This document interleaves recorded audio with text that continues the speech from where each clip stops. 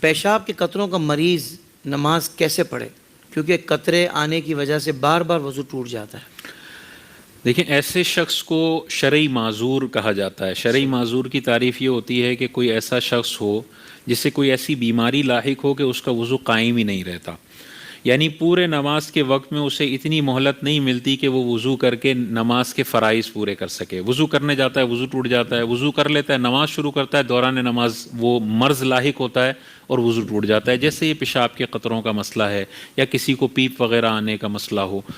تو اگر کوئی ایسا بندہ ہے جس کو ایک پورا وقت وہ اپنا امتحان لیتا ہے اور امتحان میں نتیجہ اس کا یہ نکلتا ہے کہ اسے پورے نماز کے وقت میں یہ مہلت ہی نہیں ملی کہ وہ وضو کر کے نماز پڑھ سکے، جب بھی وہ کرنے جاتا ہے اور اس کا وضو ٹوٹ جاتا ہے، تو ایسے شخص کو ہم کہتے ہیں شرعی معذور۔ جب یہ شرعی معذور ایک دفعہ بن جائے گا، اب اس کے لیے شریعت نے آسانیاں دی ہیں۔ وہ آسانیاں کیا ہیں کہ اب ہر نماز کے لیے اسے ایک دفعہ تازہ وضو کرنا ہے۔ اس وضو کرنے کے بعد پورے نماز کے وقت میں اگر یہ عذر لاحق ہوگا تو اس کی وجہ سے اس کا وضو نہیں ٹوٹے گا۔ جیسے کسی کو پیشاب کے قطرات کا مرض لاحق ہے، اسے 10 منٹ بھی نہیں ملتے کہ پیشاب کا قطرہ نہ آئے۔ 10 منٹ اگر 15-20 منٹ مل گئے تو وضو کر کے 4 فرض پڑھ سکتا ہے، 2 فرض پڑھ سکتا ہے، یہ شرعی معذور نہیں ہے۔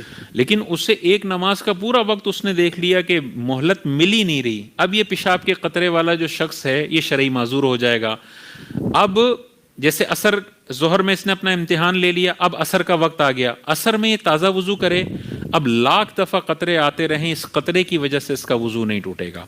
کسی اور وجہ سے وضو ٹوٹ جائے گا، یعنی قطرے کا مرض لاحق ہے اور یہ کوئی اور اس کو وضو ٹوٹنے والی چیز لاحق ہوتی ہے، اس سے ٹوٹ جائے گا، اس بیماری کی وجہ سے اس کا وضو نہیں ٹوٹے گا، چاہے لاکھ مرتبہ یہ بیماری لاحق ہو۔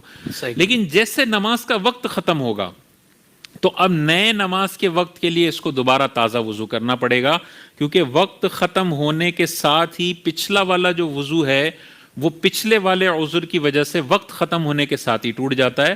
ہر نماز کے لیے وہ تازہ وضو کر لے اور پھر اس میں جتنی چاہے وہ نمازیں پڑھ سکتا ہے۔ یہ شرعی معذور کے لیے ایک آسانی ہے۔ لیکن یہ شرعی معذور کب تک رہے گا؟